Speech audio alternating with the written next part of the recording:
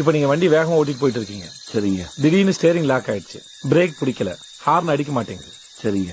100 metre தூரத்துல ஒரு 5 பேர் வேலை பார்த்துட்டு இருக்காங்க.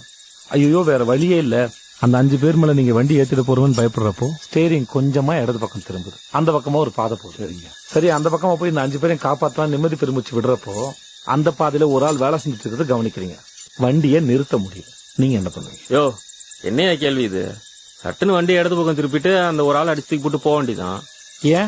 ஏன்னா 5 உயிரா 1 உயிரானா 5 உயிரை காப்பாத்துறதுதான் முக்கியம். ஆமாங்க ஐயா, அந்த நிலைமையில வேற என்ன செய்ய முடியும்? 5 உயிர் காப்பாத்தணும்னா 1 உயிர் போறது தப்பில்லை.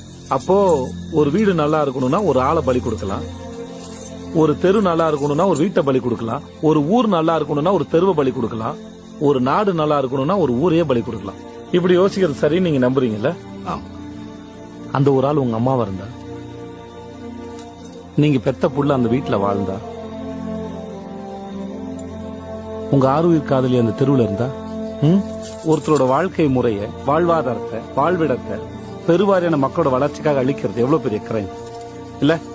புரியலங்கய்யா.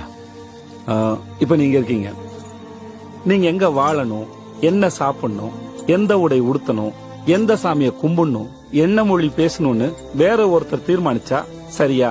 தப்புங்கய்யா. இத மாத்தணும்னு மக்கள்கிட்ட சொல்றதுனாலதான்